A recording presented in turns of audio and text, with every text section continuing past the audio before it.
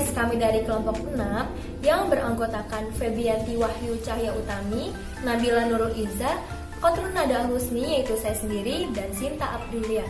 Pada video kali ini, kami akan bahas tentang pemecahan masalah dalam matematika. Jangan lupa disimak ya guys videonya. Nah, selanjutnya kita akan bahas 4 materi pemecahan masalah dalam matematika. Yang pertama, pengertian masalah dalam matematika. Kedua, klasifikasi masalah dalam matematika. Ketiga, prosedur pemecahan masalah dalam matematika. Dan keempat, strategi pemecahan masalah dalam matematika. Pengertian masalah dalam matematika. Masalah dalam matematika adalah pertanyaan yang tidak dapat dijawab langsung karena pada titik awal belum diketahui aturan atau hukum yang dapat digunakan untuk mendapatkan jawabannya, dan siswa merasa tertantang untuk menyelesaikannya. Klasifikasi masalah dalam matematika dibagi menjadi 2. Yang pertama ada penemuan atau problem to find, yaitu mencari, menentukan, dan mendapatkan nilai atau objek tertentu yang tidak diketahui dari soal serta memenuhi kondisi atau syarat yang sesuai dengan soal. Contohnya, tentukan hasilnya bila 100 dibagi 4 dikali 2. Dan yang kedua ada pembuktian atau problem to prove, yaitu prosedur untuk menentukan apakah suatu pernyataan benar atau tidak benar. Contohnya, dengan cara bagaimana kita menunjukkan 6 dibagi 3 adalah 2.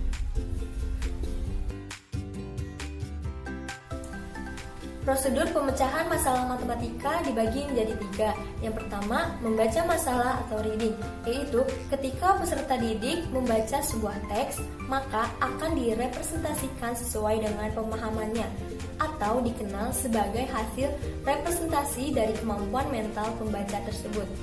Hal ini akan berpengaruh terhadap bagaimana peserta didik tersebut akan memecahkan suatu masalah.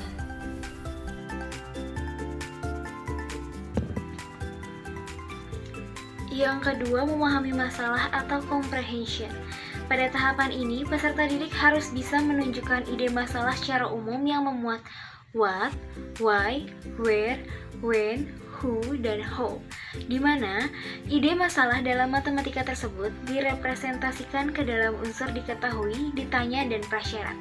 Selanjutnya, untuk mengecek kemampuan memahami masalah, peserta didik diminta menyebutkan apa saja yang diketahui dan ditanyakan dalam masalah. Selanjutnya, mentransformasikan masalah atau transformation.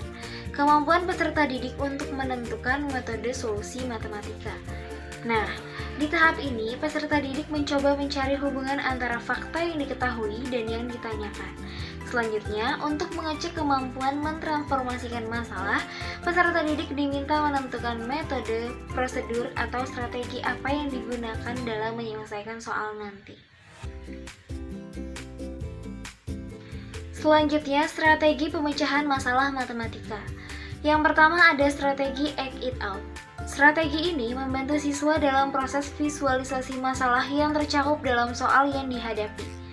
Dalam pelaksanaannya, strategi ini dilakukan dengan menggunakan gerakan-gerakan fisik atau dengan menggerakkan benda-benda konkret.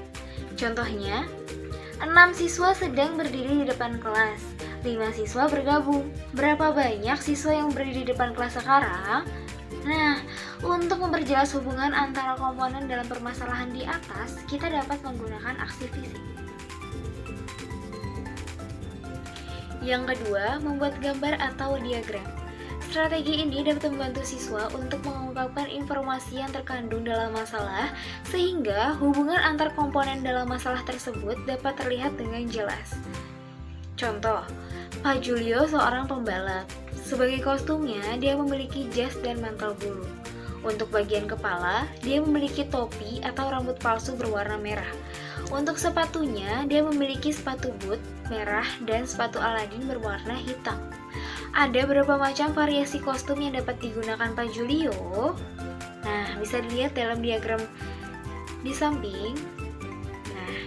Dari diagram tersebut dapat diketahui bahwa Pak Julio memiliki 8 variasi kostum untuk penampilan. Yang ketiga, menemukan pola. Sebagai suatu strategi untuk pemecahan masalah, pencarian pola yang pada awalnya hanya dilakukan secara pasif melalui clue yang diberikan guru, pada suatu saat keterampilan itu akan terbentuk dengan sendirinya. Sehingga pada saat menghadapi permasalahan tertentu, salah satu pertanyaan yang mungkin muncul pada benak seseorang antara lain ialah, adakah pola atau keteraturan tertentu yang mengaitkan tiap data yang diberikan? Nah, sebagai contoh bisa dilihat pada soal, perhatikan susunan meja dan kursi berikut. Bisa dilihat ada satu meja yang dikelilingi dengan kursi, 2 meja dikelilingi dengan kursi, dan 3 meja dikelilingi dengan kursi. Jika ada susunan 10 meja, ada berapa kursi yang mengelilinginya? Bisa dilihat, satu meja dikelilingi oleh 8 kursi. 2 meja dikelilingi 12 kursi, dan 3 meja dikelilingi 16 kursi. Nah, dapat dilihat juga bahwa tiap kali tambah 1 meja, maka kursinya akan bertambah 4. Nah, kita cukup untuk menemukan polanya. Jadi, tiap tambah 1 meja ditambah 4. Tadi yang pertama 8, yang kedua 12, yang ketiga 16, selanjutnya 20, selanjutnya lagi 24, selanjutnya lagi 28, selanjutnya lagi 32, selanjutnya lagi 36, selanjutnya 40, dan kursi terakhir susunan ke-10, meja ke-10, yaitu ada 44 kursi yang akan mengelilinginya. Jadi, jika mejanya ada 10, maka kursi yang mengelilinginya ada 44 buah. Strategi pemecahan masalah membuat tabel. Mengorganisasi data ke dalam sebuah tabel dapat membantu kita dalam mengungkapkan suatu pola tertentu serta dalam mengidentifikasi informasi yang tidak lengkap. Contoh 10 tahun yang lalu, umur Gazi adalah 4 kali umur Vira. Tahun ini, umur Gazi 2 kali umur Vira. Berapakah umur mereka masing-masing pada tahun ini?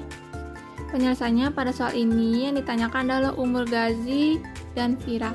Kita misalkan umur Vira adalah X. Soal ini dapat diselesaikan dengan bantuan tabel sebagai berikut. Gazi tahun ini 2X. 10 tahun yang lalu 2X dikurang 10. Vira tahun ini X. 10 tahun yang lalu X dikurang 10. Tabel tersebut sangat membantu kita dalam memahami soal karena 10 tahun yang lalu umur Gazi 4 kali umur Vira.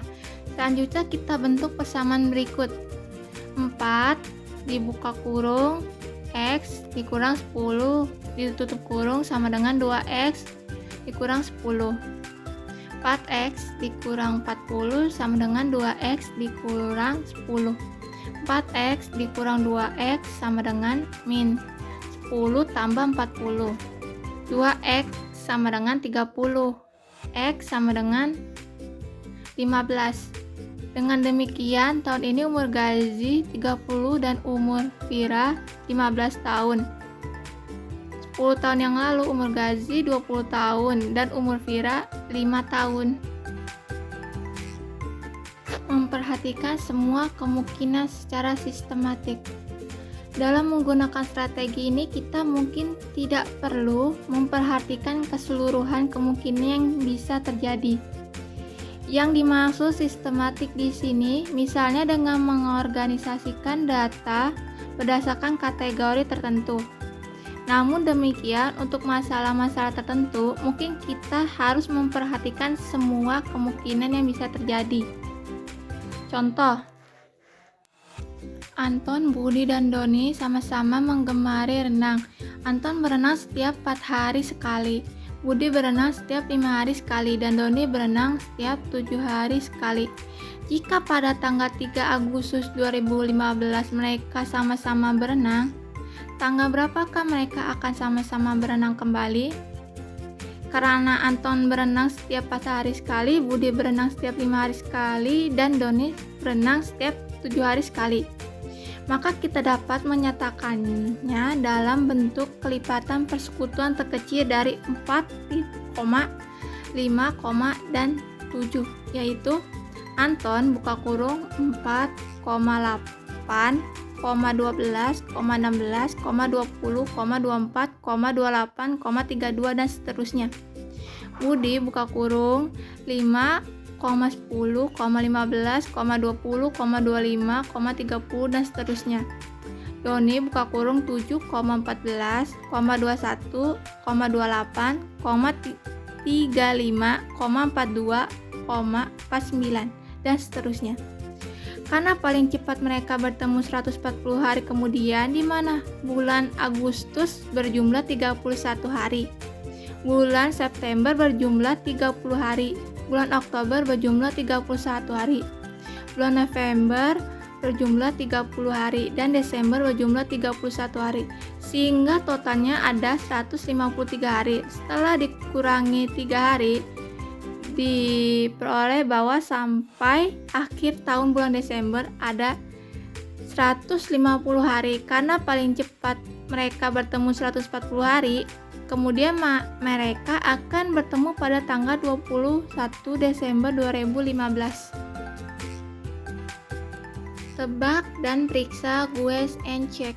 Strategi menebak yang dimaksudkan di sini adalah menebak yang didasarkan pada alasan tertentu serta kehati-hatian. Selain itu, untuk dapat melakukan tebakan dengan baik, seseorang perlu memiliki pengalaman cukup yang berkaitan dengan permasalahan yang dihadapi. Contohnya, Ana memiliki 49 koleksi jepit rambut merah dan hitam.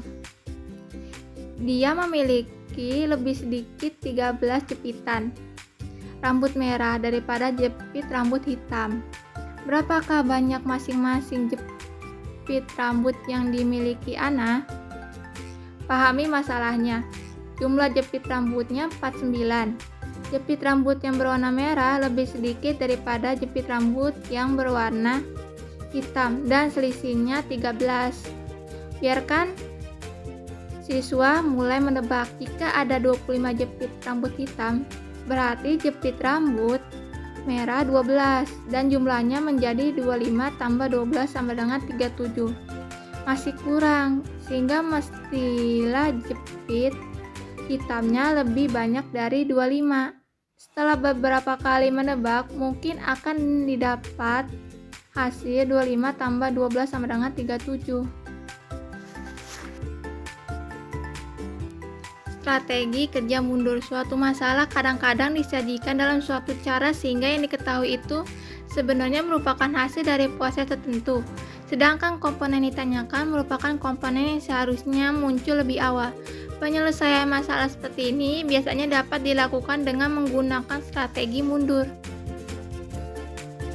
Selanjutnya ada menyelesaikan masalah yang mirip atau masalah yang lebih mudah. Sebuah soal ada kalanya sangat sulit untuk diselesaikan karena di dalamnya terkandung permasalahan yang cukup kompleks. Misalnya menyangkut bilangan yang sangat besar, bilangan sangat kecil, atau berkaitan dengan pola yang cukup kompleks. Untuk menyelesaikan masalah seperti ini dapat dilakukan dengan menggunakan analogi melalui penyelesaian masalah yang mirip atau masalah yang lebih mudah. Selanjutnya ada contoh. Sebuah mobil bergerak dengan kecepatan tetap 55 km per jam. Sebuah mobil lain tepat berada km di belakangnya. Tepat setelah 1 menit kemudian, mobil kedua menyusulnya. Berapakah kecepatan mobil kedua tersebut? Alternatif solusi. Jika kita mengamati masalah tersebut, kita hanya dapat menemukan informasi yang kurang berarti, yaitu bahwa mobil pertama bergerak tetap 55 km per jam. Mobil kedua berapa km di belakangnya dan setelah 1 menit mobil kedua menyusul mobil pertama. Kita tidak mungkin menyatakan kecepatan mobil kedua berdasarkan informasi yang diperoleh di atas. Untuk itu, kita perlu mengasumsikan masalah tersebut dalam kondisi yang ekstrim.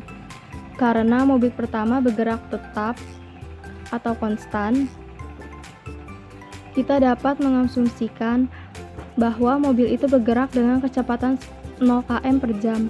Berdasarkan informasi kedua dan ketiga, kita dapat menyatakan bahwa mobil kedua mampu bergerak sejauh km dalam waktu 1 menit.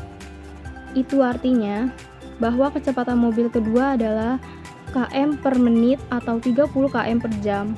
Kecepatan mobil kedua pastilah 30 km per jam. lebih cepat dari mobil pertama, sehingga kecepatan mobil kedua adalah 85 km per jam atau 30 km per jam ditambah 55 km per jam.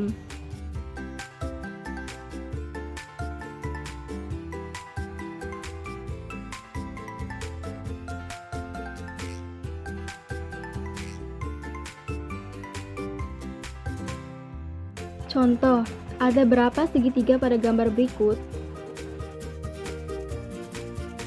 Sekian presentasi dari kelompok kami, kurang lebihnya mohon maaf. Wassalamualaikum warahmatullahi wabarakatuh. Bye.